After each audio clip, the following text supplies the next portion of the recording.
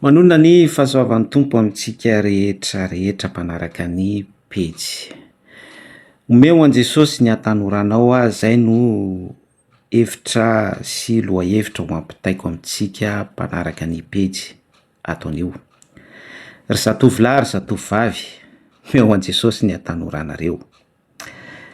Ny tenako moa dia efa antitra nandalo an'izany atanorana izany, dia ataoko hoe zava-dehibe no mba hisarako expérience amintsika sy ny zavatra ny ainana ary ny hoe danger sy ny antony anindriko an'ity lohahevitra ity hoe ry tanora ry zatovolahy ry zatovavy, omeo an Jesosy ny atanoranareo. Tiako any manamarika amintsika fa ny cycle de vie antsika izay mandalo tena hoe aingana be mihitsy, tena vetivety. Za zao tena tsaroako mihitsy hoe toy ny vaomaly, zaza teraka tao Androva hôpitaly Majunga, de niaina vetivety tany Toliary, de nandalo Tanora adolescence atao Antananarivo, de zao atia France Europa vetivety ohatran'ny vaomaly ao anatin'ny maturité. Efa antitra sahady ny tena, antitra sahady ny tena, antitra sahady ny tena. Meo an Jesosy ny atanoranareo ry zatovolahy zatovavy. Ny antony de rehefa mandalo ny adolescence sy ny atanorana ny vatan'ny olombelona anankiray, de tokony ho tsapatsika, tokony ho rentsika, tokony ho consciente isika zatovolahy zatovavy rehetrarehetra fa mivelatra be mihitsy ny ara-nofontsika, ary rehefa mivelatra ny filan'ny nofontsika sy ny fivelaran'ny saitsika, zay le saitsika mivelatra zay ao anatin'ny filany, rehefa tonga ngeza be mihitsy izay fahatsapana izay amin'ny tenan'ny olona anankiray, de manepotra ny sainy, manepotra miétouffer ny sens de réflexion an'izay fivelarana izay, de lasa viril ny tanora, lasa tsy amin'ny antony eny le tanora.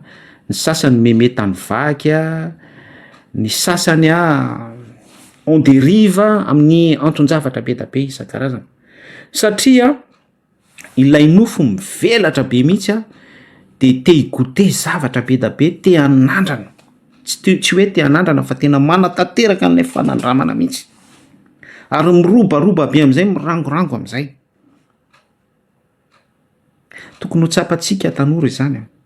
Eo indrindra nefa ny olana, satria tellement mivelatra be izay filana izay ao anaty, de lay saina lasa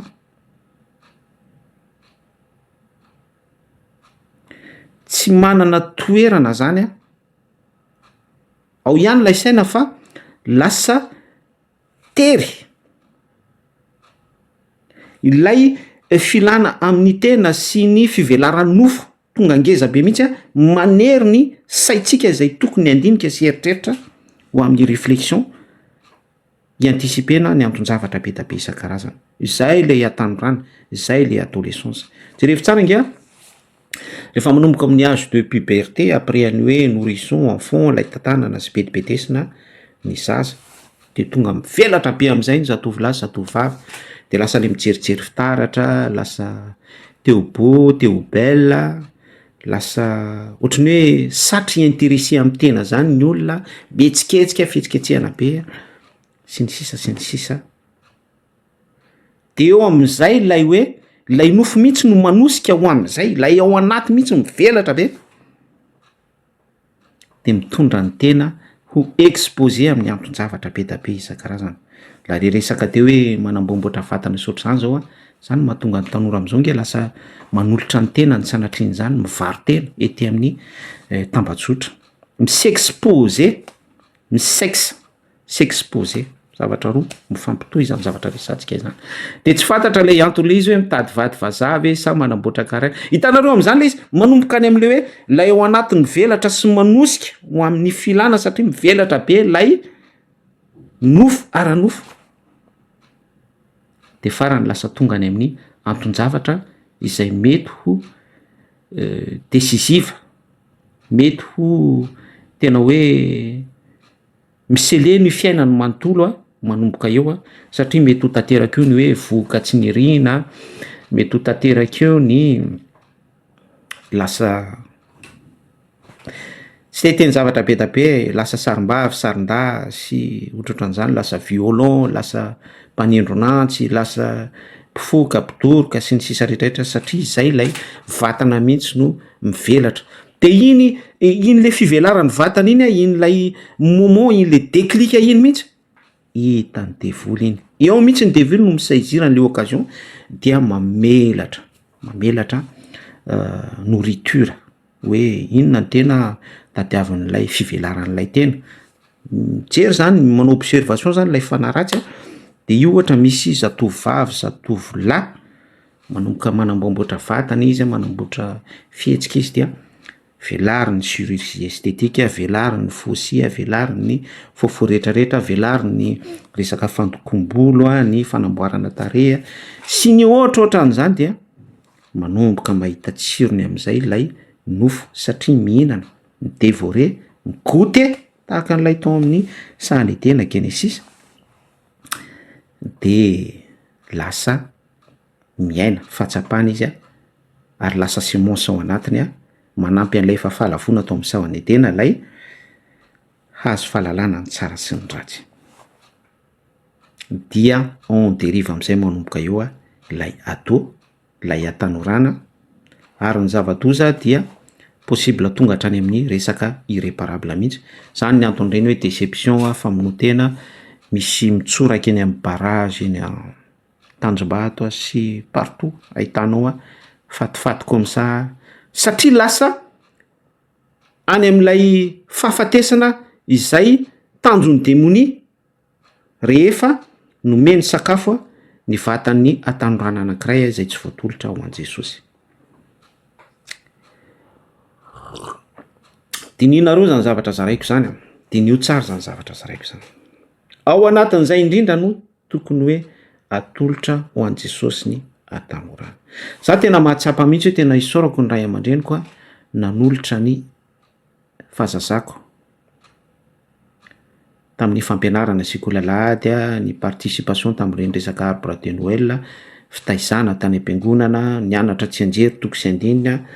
Rehefa nandalo adolescence ny tena, dingana voalohany, faharoa, fahatelo, fahaefatra, fahadimy tany amin'ny sampany sekoly alahady de tsy tia ny tena tsony le izy, miverina amin'le zavatra nazavaintsika teo hoe satria mivelatra be le ao anaty lay nofo. Baiboly nefa miteny hoe izy tsy maintsy mitombo soratra masina, tsy maintsy mitombo ato anatsika, izao kosa tsy maintsy miaina. Fa ny zava-misy anefa en tant que olombelona dia rehefa mandalo an'io âge adolescence itsika de mivelatra be lay ara-nofo, izy tsy maintsy mitombo fa lay hoe izao kosa tsy maintsy miaina indray no mitombo, zany hoe inverser tanteraka izay famarinana ny soratra masina izay, de izay no tsy maintsy ananantsika fitaizana matotra ny amin'ny filazon-tsara sy ny soratra masina. Ary eto tena hoe misaotra ny ray aman-dreniko mihitsy fa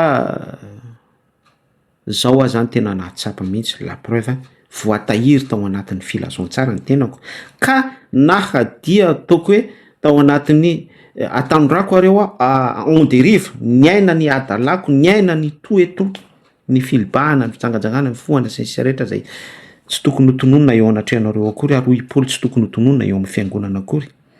Na de niaina an'izany ary de ny ratram-piana lay fitaizana filazon-tsara tamin'izany vanim-potoana izany. Zay isaorako an'Andriamanitra retsi-toa niasa tamin'ny alalan'ny ray aman-dreny. Ary zay no message ihany koa ampitaiko amintsika hoe tezao amin'ny fivavahana foana ny ankizy, tezao amin'ny sekoly alahady, tezao amin'ny activité any anatin'ny fiangonana, lehilahy lehibe, vehivavy lehibe, ny tanora, tezao tsy maninona. Suis d'accord hoe misy zavatra tsy araky ny soratra masina be da be mandehany, fa tezao fotsiny aloha, tereo ny ankizy hoany, na tiany na tsy tiany. Mety mitsoaka izy, mety hoe mamorona zavatra hafa izy, fa ny direction nefa ho any am-piangonana. Fa un jour ou l'autre miratitra-pe anazy une vérité, la preuve ça. La preuve ny tenako zao. Zay ihany koa de manamarina ilay fanoharana ao amin'ny Baiboly hoe rehefa alatsaka ny tany ny voambary de mamoy iny amin'ny fotoana sy ny contexta izay tsy maintsy amoazany ka tonga saloim-bary amin'izay fanoarana izay hoe vary mamoa saloim-bary araka ny contexta fotoa tao-pamoazana de raina ny tompo. Omeo an Jesosy reto ny atanoranao. Rehefa tsy omenao an Jesosy ny atanoranao de inan-javatra misy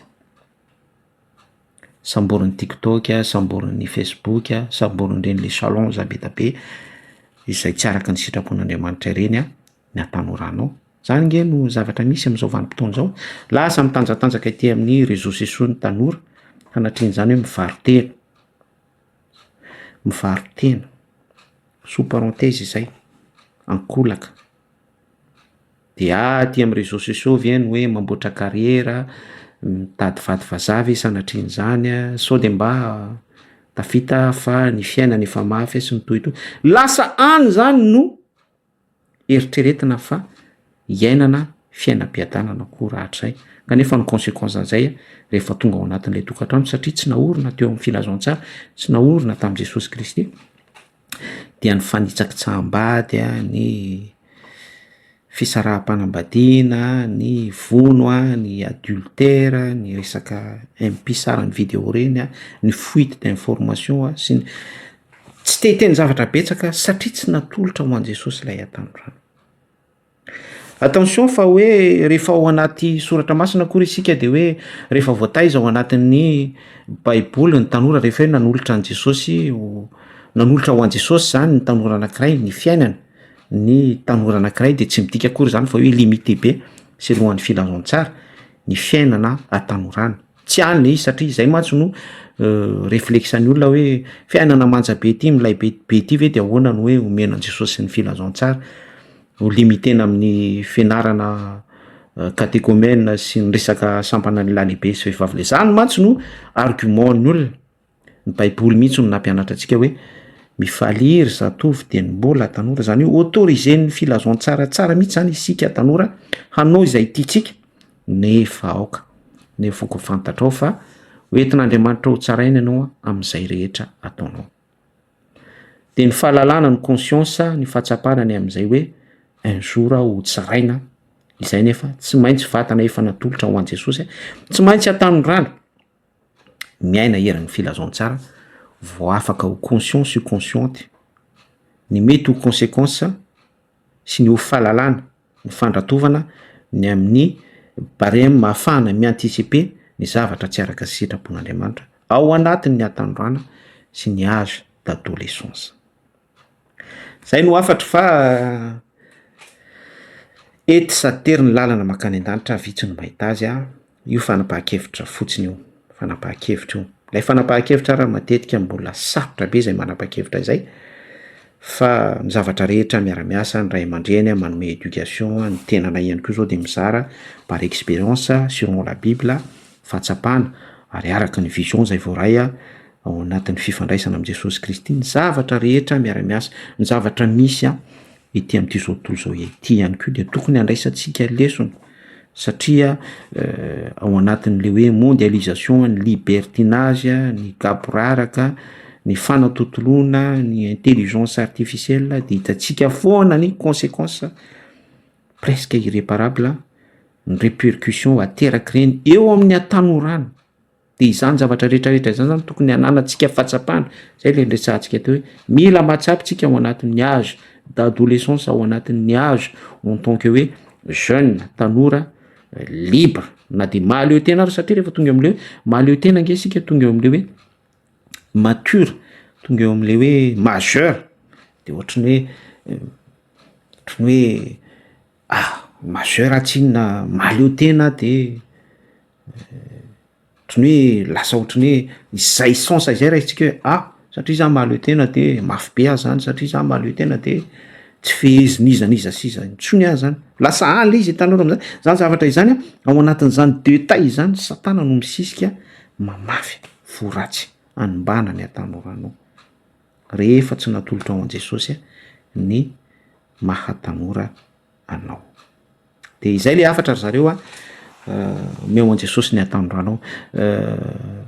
sarotra be izy io anatin'ny atanorana satria ilay vatana mihitsy amin'ny hoe maha tanora sy maha adoa no aranofo be arak'le fanazavantsika teo satria mivelatra lay hormona mivelatra ny filanofo mivelatra ny filain'ny saina ny saina zao raha ohatra hoe mivelatra ao anatin'izay atanorana izay ao anatin'izay age d'adolescence zay de inona ny zavatra tadiaviny saina zavatra minorira ny saina mahafalifaly a blague salé zavatra ohatrany hoe reny ampisarany reny a zavatra ilain'ilay nofo zany satria ilay nofo mihitsy ny te-devore ny filan'ny nofo mila ilay nofo de izay zavatra zay tsy maintsy voafe ao amin'ny filazaontsara aro tsy tapaka foana ny petsy fa mezaka foana izay a mampita ny fahendrena ratsoratra masina ho antsika rehetra ao anatin'izay hoe tianao Jesosy hoe meo an Jesosy ny atanorano zay mirahasoa antsika rehetra